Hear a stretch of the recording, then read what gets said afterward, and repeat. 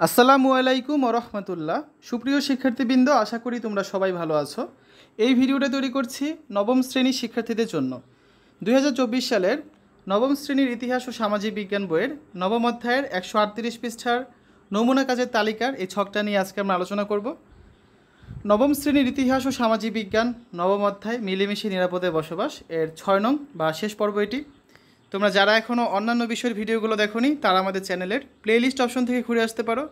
সেখানে নবম শ্রেণীর বাংলা, ইংরেজি, গণিত, বিজ্ঞান, ডিজিটাল প্রযুক্তি, স্বাস্থ্য সুরক্ষা, জীবন ও জীবিকা, ইসলাম শিক্ষা, শিল্প ও সংস্কৃতি এবং ইতিহাস ও সামাজিক বিজ্ঞান প্রত্যেকটা বিষয়ের জন্য আলাদা আলাদা করে প্লেলিস্ট তৈরি করা আছে।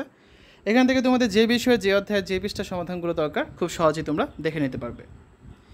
চলো তাহলে আমরা এমন কিছু কাজের তালিকা তৈরি করি যা আমাদের এলাকার জন্য সম্ভাবনা সৃষ্টি করবে। এই কাজগুলো আমরা আমাদের সক্রিয় নাগরিক ক্লাব ও প্রকৃতি সংরক্ষণে ক্লাবের মাধ্যমে বাস্তবায়ন করব এবং এসব কাজ সফলভাবে বাস্তবায়ন করার জন্য আমরা এলাকার বয়স্ক মানুষদের সাহায্য নেব। কী ছিল নমুনা কাজের তালিকাগুলো? 1. এলাকার জলাবদ্ধতা নিরসনের সিটি কর্পোরেশন বা ইউনিয়ন পরিষদের সহযোগিতায় একটি প্রকল্প ভিত্তিক কাজের পরিকল্পনা তৈরি ও বাস্তবায়নে উদ্যোগ গ্রহণ। 2. এডিস মশা নিধনে সচেতনতামূলক কাজের পরিকল্পনা তৈরি ও বাস্তবায়ন। 3. প্লাস্টিকের ব্যবহার কমানোর জন্য পরিকল্পনা তৈরি ও বাস্তবায়নে উদ্যোগ গ্রহণ। এভাবে করে তোমাদের বাকিগুলো পূরণ করতে হবে। তো আসো আমরা এই ছকটা এখন পূরণ করি। নমুনা কাজের তালিকা। 1. এলাকার জলাবদ্ধতা নিরসনে সিটি কর্পোরেশন বা ইউনিয়ন পরিষদের সহযোগিতায় একটি প্রকল্প ভিত্তিক কাজের পরিকল্পনা তৈরি ও বাস্তবায়নে উদ্যোগ গ্রহণ। 2. এডিস মশা নিধনে সচেতনতামূলক কাজের পরিকল্পনা তৈরি ও বাস্তবায়ন। 3. প্লাস্টিকের ব্যবহার কমানোর জন্য পরিকল্পনা তৈরি ও বাস্তবায়নে উদ্যোগ গ্রহণ। 4. গাছ লাগানোর জন্য সচেতনতামূলক কাজের পরিকল্পনা তৈরি ও বাস্তবায়ন। 5. পলিথিন ব্যাগের ব্যবহার কমানোর জন্য পরিকল্পনা তৈরি ও বাস্তবায়ন। 6. অধিক জনসংখ্যাকে জনসম্পদে পরিণত করার জন্য পরিকল্পনা তৈরি ও বাস্তবায়ন। 7. কৃষিতে কীটনাশক ব্যবহার কমিয়ে জৈব সার ব্যবহারের পরিকল্পনা তৈরি ও বাস্তবায়ন। তো এইভাবে তোমরা অনেক দিতে পারো, ঠিক আছে। সবশেষে এটা আমাদের মনে রাখতে হবে যে আমরা এই পৃথিবীর ভবিষ্যৎ বাসিন্দা, তাই আমরা পৃথিবীর এমন কোনো পরিবর্তন ঘটাবো না যা আমাদের জন্য ঝুঁকি তৈরি করবে। আমাদের উচিত নিজস্ব পরিসরে পরিকল্পিত ইতিবাচক পরিবর্তনে সামিল হওয়া। আমাদের সম্মিলিত প্রচেষ্টায় পারে এই পৃথিবীকে বাঁচাতে। আমরা জানি আমরা তা পারবো। তা আমাদের কাজটা এই পর্যন্তই। আমরা এখন এই অধ্যায় যেহেতু শেষ, এই অধ্যায়ের কিছু ইম্পর্ট্যান্ট অংশ যেগুলো তোমাদের জানতেই হবে বা তোমাদের এই অধ্যায়টার জন্য খুবই গুরুত্বপূর্ণ যে অংশগুলো সেগুলো নিয়ে এখন আলোচনা করব।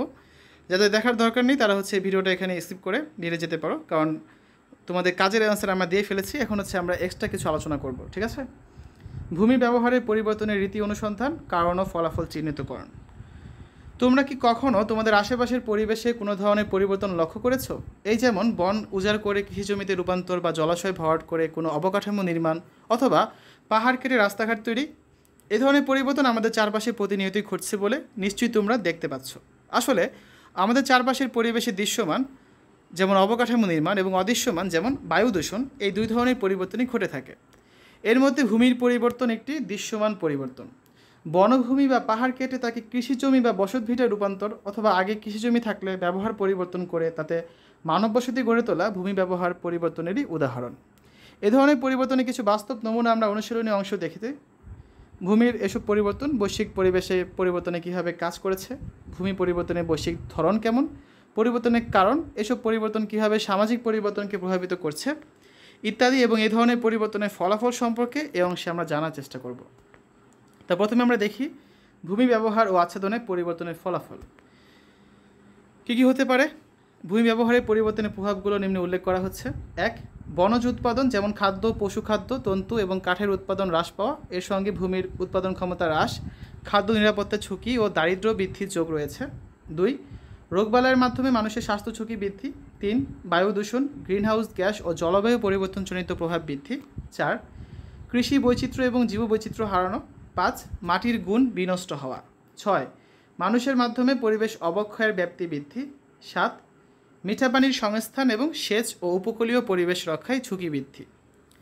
এসবের বাইরেও আচ্ছাদনের পরিবর্তনে অপরিকল্পিত ভূমি ব্যবহার ও নানা পরোক্ষ প্রভাব রয়েছে, যেমন ভূগর্ভস্থ পানির স্তর নিচে নেমে যাওয়া, পাহাড় ধস, মাটি ক্ষয়, নদী ভাঙন, নদী ভরাট হয়ে বন্যা বৃদ্ধি পাওয়া সহ নানা প্রাকৃতিক দুর্যোগের তীব্রতা ও ক্ষয়ক্ষতির পরিমাণ বৃদ্ধি পাওয়া। এরপর দেখো আমরা এখানে আরও কিছু জিনিস বলতে পারি। তাই ভূমি ব্যবহার ও আচ্ছাদনের পরিবর্তনের সম্ভাবনা তালিকাও বেশ দীর্ঘ। মোটা দাগে বলতে গেলে এই পরিবর্তনের মাধ্যমে মানুষ যেসব সুযোগ তৈরি করতে এবং সম্ভাবনাকে কাজে লাগিয়ে যেতে পারছে সেগুলো এখন আমরা এগুলো নিয়ে আলোচনা করব। 1 নম্বরে আছে জনসংখ্যা বৃদ্ধি পেলেও তাদের জন্য পর্যাপ্ত খাদ্যের জোগান নিশ্চিত করতে পারছে। 2, নগরায়ন বৃদ্ধির মাধ্যমে স্বল্প স্থানে অধিক মানুষের বসবাস ও অর্থনৈতিক কর্মকাণ্ডের সুযোগ সৃষ্টি হয়েছে। 3, মানুষের প্রয়োজনে একমুখী ভূমি ব্যবহারের পরিবর্তে তার নানা বৈচিত্র্যপূর্ণ ব্যবহার করা যাচ্ছে। 4, যোগাযোগ ব্যবস্থা উন্নয়নের মাধ্যমে পৃথিবীর বিভিন্ন অংশের মানুষের মধ্যে পারস্পরিক নির্ভরশীলতায় ভারসাম্য সৃষ্টি, শিক্ষা ও জ্ঞান সৃজন, বিতরণ এবং চিকিৎসা ব্যবস্থায় উন্নয়ন হয়েছে। এবং 5 নম্বর ভূমি ব্যবহার পরিবর্তনের মাধ্যমে বিভিন্ন প্রাকৃতিক দুর্যোগ ও বৈরী পরিবেশে মানুষের টিকে থাকার সামর্থ্য বৃদ্ধি পাচ্ছে। এরপর দেখো আমরা এখন একটা বদ্বীপ পরিকল্পনা 2100 অভিষ্ট বা লক্ষ্য, এই কিছু অভিষ্টসমূহ আছে, এগুলো নিয়ে আলোচনা করব। অভিষ্ট 1, 2030 সালের মধ্যে চরম দারিদ্র্য দূরীকরণ। অভিষ্ট 2, 2030 সালের মধ্যে উচ্চ মধ্যম আয়ের দেশের মর্যাদা অর্জন। অভিষ্ট 3, 2041 সাল নাগাদ একটি সমৃদ্ধ দেশের মর্যাদা অর্জন। বদ্বীপ পরিকল্পনা 2100 এর নির্দিষ্ট অভিষ্টসমূহ অভিষ্ট 1, বন্যা ও জলবায়ু পরিবর্তন সম্পর্কিত বিপর্যয় থেকে নিরাপত্তা নিশ্চিত করা। অভিষ্ট 2, পানির নিরাপত্তা এবং পানি ব্যবহারের অধিকতর দক্ষতা বৃদ্ধি করা। আর অভিষ্ট 3 সমন্বিত ও টেকসই নদী অঞ্চল এবং মোহনা ব্যবস্থাপনা গড়ে তোলা। অভিষ্ট 4, জলাভূমি ও বাস্তুতন্ত্র সংরক্ষণ এবং সেগুলোর যথোপযুক্ত ব্যবহার নিশ্চিত করা। অভিষ্ট 5, অন্ত ও আন্তদেশীয় পানি সম্পদের সুষ্ঠু ব্যবস্থাপনার জন্য কার্যকর প্রতিষ্ঠান ও ন্যায়সঙ্গত সুশাসন গড়ে তোলা। এবং অভিষ্ট 6, ভূমি ও পানি সম্পদের সর্বোত্তম সমন্বিত ব্যবহার নিশ্চিত করা।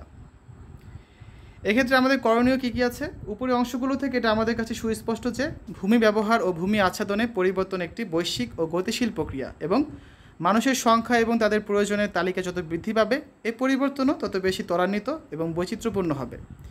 এটি যেহেতু কোনো একক রাষ্ট্র বা কোনো গোষ্ঠীর মধ্যে সীমাবদ্ধ নয় এবং এই পরিবর্তন যেহেতু মানুষের জীবন জীবিকা ও উন্নয়নের সঙ্গে জড়িত, তাই সমগ্র মানবজাতিকেই এর প্রভাব নিয়ে ভাবতে হবে।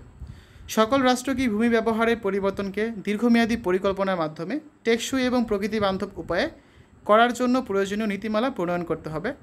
সেই সঙ্গে উন্নয়ন প্রক্রিয়া বাস্তবায়নে এবং নীতিমালা অনুষ্ঠিত হচ্ছে কিনা তা দেখতে হবে। আবার যাদের মাধ্যমে উন্নয়ন প্রকল্প বাস্তবায়ন হবে সেসব মানুষকে সচেতন ও দায়িত্বশীল করতে হবে। তাহলেই সহনশীল ও টেকসই ভূমি ব্যবহার নিশ্চিত করা সম্ভব হবে। এর পরবর্তী ক্লাসে আমরা 10ম অধ্যায়ে চলে যাব, সম্পদের উৎপাদন, বন্টন ও সমতার নীতি। এবং সেখানে প্রথমে একটা দলগত কাজ আছে, একটা ছক আছে। এই ছকটা আমরা পরবর্তী ক্লাসে পূরণ করব, যেটা আছে তোমাদের বইয়ের 157 পৃষ্ঠায়। তো সকলকে পরবর্তী পর্ব দেখার জন্য আমন্ত্রণ জানাচ্ছি। শিক্ষার্থীরা এতক্ষণ তোমরা দেখলে ইতিহাস ও সামাজিক বিজ্ঞান 9ম শ্রেণী 9ম অধ্যায় 138 পৃষ্ঠার নমুনা কাজের তালিকা বা ছকের উত্তর। আশা করি তোমাদের কাছে ভিডিওটা ভালো লেগেছে। আজ এখানে বিদায় নিচ্ছি। আল্লাহ হাফেজ।